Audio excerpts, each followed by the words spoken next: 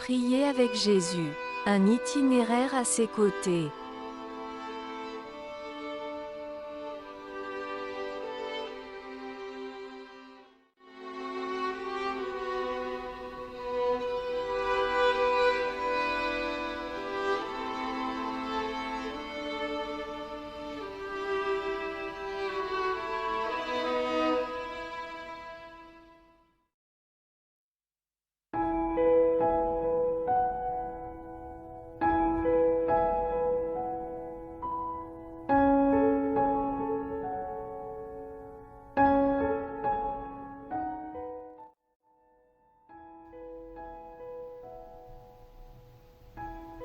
Bonjour à tous.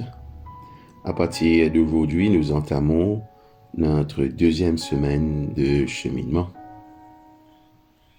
Et tout au long de cette semaine, le thème sera le long de la route. Pour ce premier jour, nous nous attarderons sur toujours en route. Durant les prochains jours, nous allons voir les textes suivants.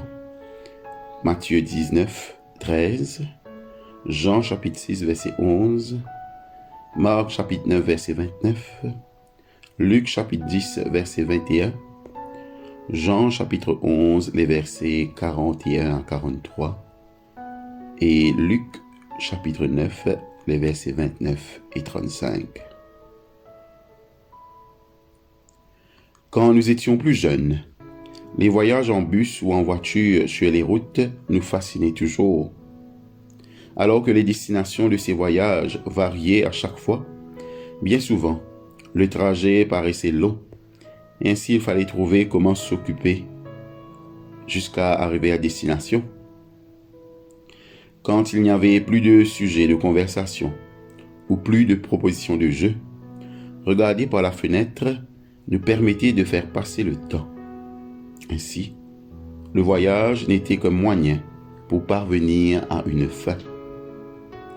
Je suis sûr que comme moi, beaucoup ont appris au fil du temps à apprécier le voyage pour lui-même.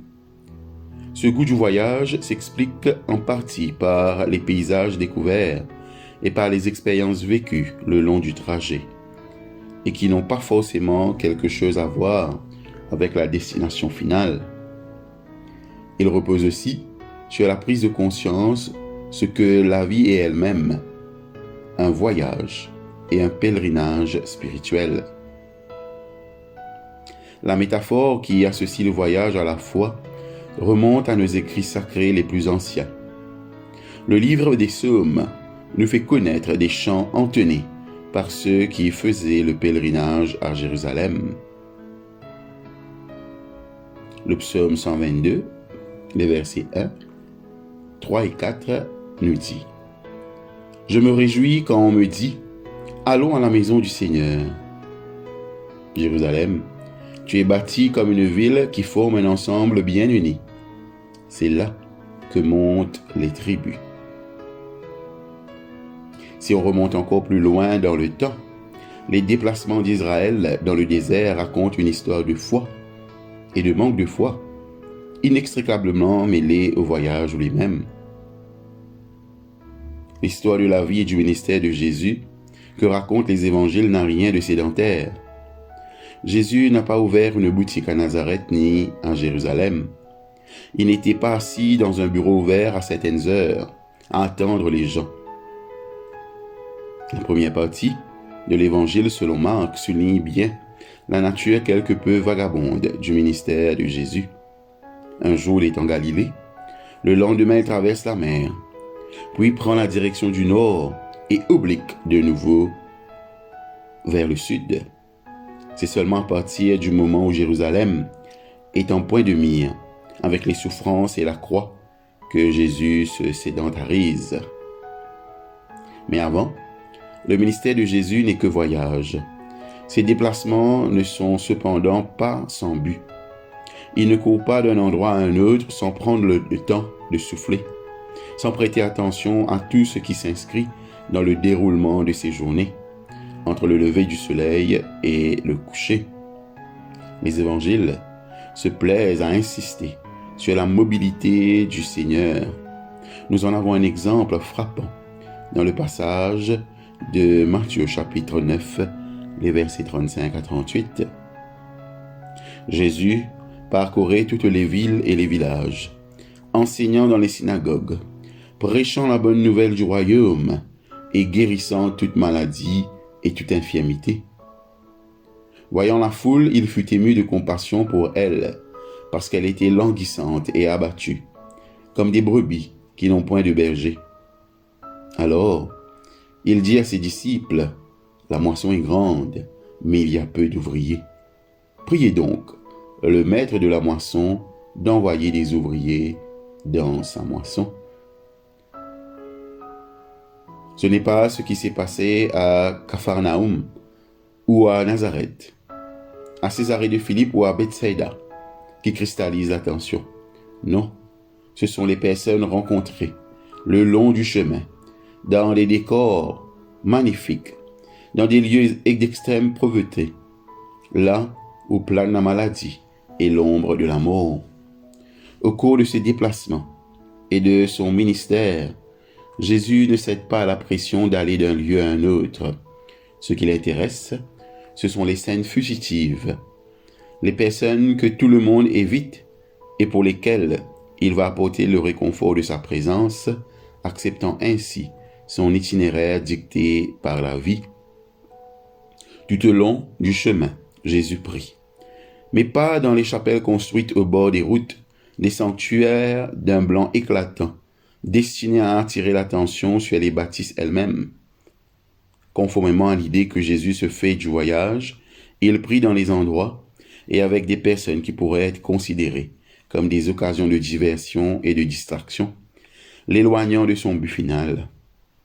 Avec des enfants dont les parents risquent d'être repris pour avoir cherché une main secourable et une prière de bénédiction sur leurs petits, avec une foule en manque de paix et d'espérance, au point même que les disciples se demandent où trouver l'un et l'autre, en face du mal, devant la mort d'un bien-aimé.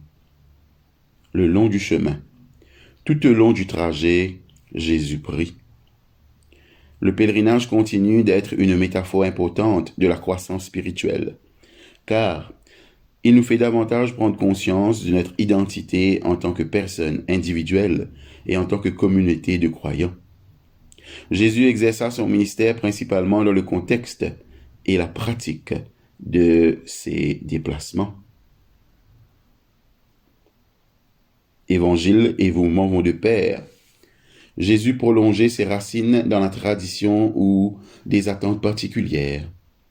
Ses prières tenaient compte du changement de décor et de personnes qu'il rencontrait le long du chemin. Il ne limitait pas l'exercice de la prière à un lieu particulier, comme la synagogue, le temple ou la chambre. La discipline de la prière accompagnait toute sa vie et l'imprégnait. Notre pratique de la prière se centre sur la vie intérieure, sur des moments de solitude loin ou à l'écart. Nous avons vu la nécessité durant la semaine écoulée, mais la spiritualité ne se cantonne pas à la prière formulée dans la chambre fermée derrière soi. Nous portons notre expérience de la présence de Dieu et notre conversation cœur à cœur avec lui là où nous travaillons, où nous élevons notre famille, où nous passons nos loisirs, où nous accomplissons nos devoirs sociaux et politiques, où les amitiés nous réconfortent. Toutes ces relations exigent que nous sortions du cocon de la vie de solitude pour nous aventurer sur différents chemins. Nous sortons afin d'être avec les autres pour les autres.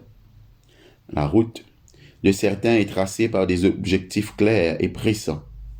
Nous suivons certainement des destinations comme la carrière professionnelle, la vie familiale et la vie d'église. Ces buts confèrent à notre vie un sentiment d'urgence et de clarté, mais en partant pour les atteindre, ne perdons pas de vue les choses et les êtres que nous rencontrerons. Notre vie de prière doit être davantage que la simple préoccupation d'atteindre des objectifs prédéfinis, et d'arriver à des destinations fixées d'avance. La discipline de la prière nous invite à cultiver comme Jésus une sensibilité et une compassion pour les personnes et les besoins rencontrés en cours de route.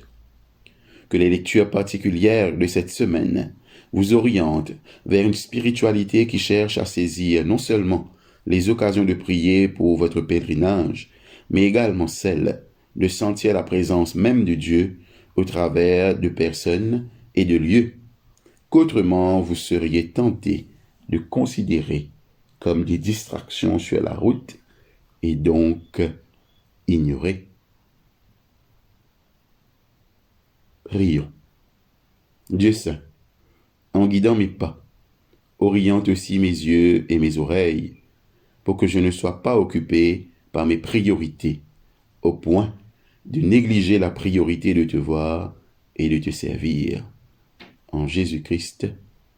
Amen. Votre exercice spirituel pour ce matin. Examinez les activités routinières accomplies au cours d'une journée. Dans votre journal, réfléchissez aux objectifs de ces activités. Mettez chaque jour du temps à part pour une prière qui examine intentionnellement en quoi la rencontre d'une personne ou d'un besoin sur la route a changé telle routine particulière. En quoi cette expérience vous a-t-elle aidé à mieux prendre conscience de la présence de Dieu?